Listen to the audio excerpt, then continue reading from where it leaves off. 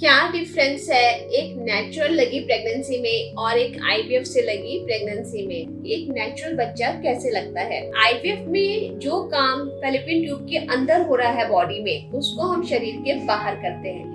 IVF में जो बच्चे पैदा होते हैं, क्या वो नेचुरल प्रेगनेंसी की तरह ही होते हैं? Subscribe to our YouTube channel and press the bell icon so that you don't miss any important updates related to infertility.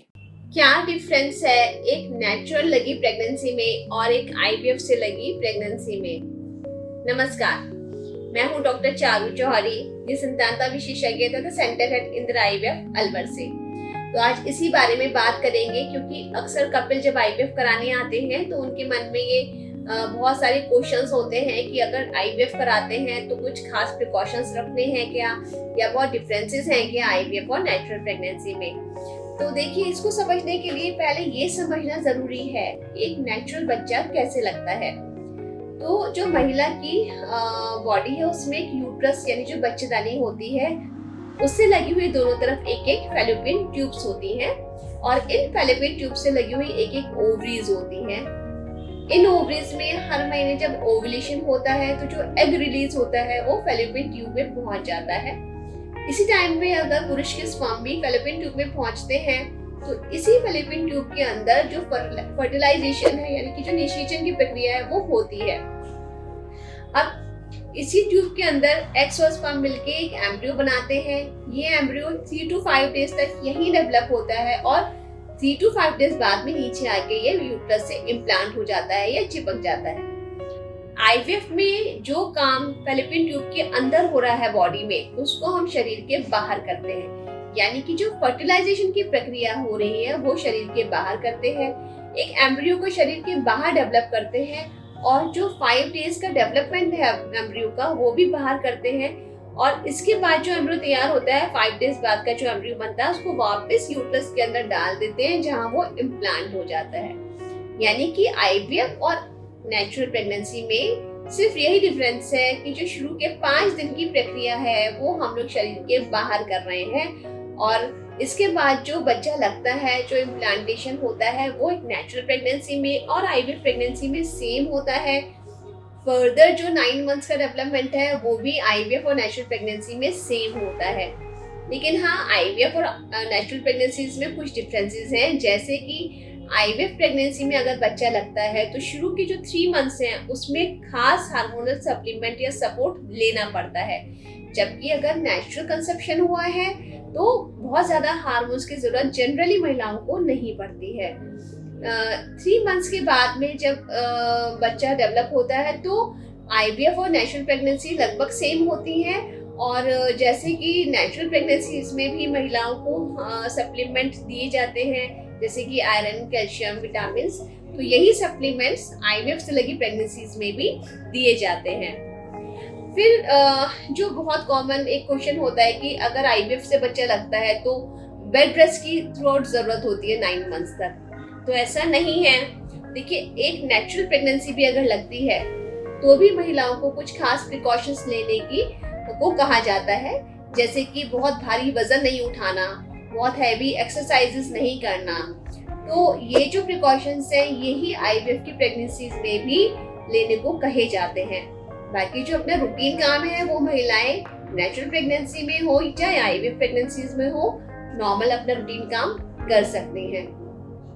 इसके अलावा कभी कभी बहुत कॉमन क्वेश्चन होता है कि आईवीएफ में जो बच्चे पैदा होते हैं, क्या वो नेचुरल प्रेगनेंसी की तरह ही होते हैं, समान बच्चे होते हैं, या कुछ डिफरेंस होता है?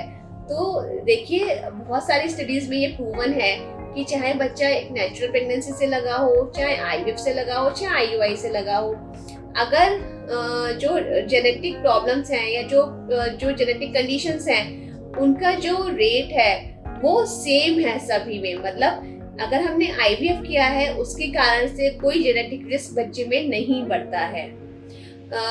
इसके अलावा अगर महिला या पुरुष में कोई जेनेटिक कंडीशन है या बच्चे में पहले हिस्ट्री है कि बच्चा कोई जेनेटिकली एबनॉर्मल है, तो ऐसे केस में आईवीएफ मदद करता है, क्योंकि आईवीएफ में हम जो भ्रूण बनता है उसकी जेनेटिक जांच पहले ही कर सकते हैं। यानी कि कोई जेनेटिक कंडीशन बच्चे में है या नहीं, ये जांच हम भ्रूण को शरीर में डालने से पहले कर सकते हैं।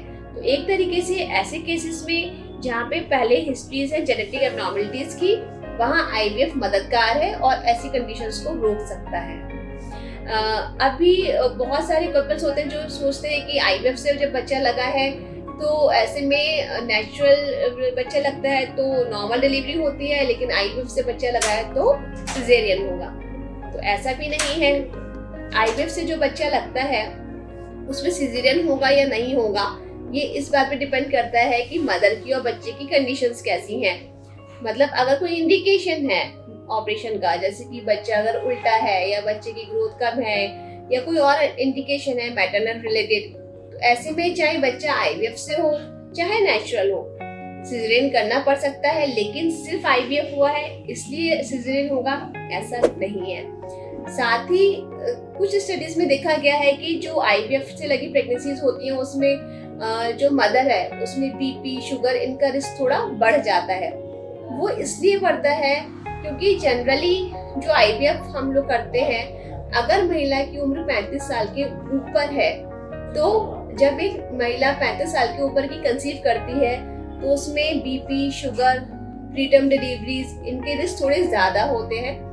अगर कोई महिला नेचुरली भी 35 इयर्स के ऊपर कंसीव करती है तो रिस्क उसमें भी ज्यादा होते हैं। तो जनरली जैसे आप जानते ही हैं कि 35 इयर्स के ऊपर नेचुरल कंसेप्शन थोड़ा मुश्किल हो जाता है, और आईवीएफ में हम लोग ऐसी महिलाओं को आराम से प्रेगनेंसी दे सकते हैं।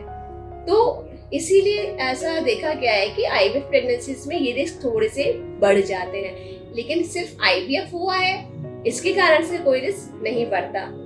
तो इस बारे में आपकी भी कोई और क्वेरीज हो या कुछ और जानना चाहते हो तो एक बार जरूर कांटेक्ट करिएगा। धन्यवाद।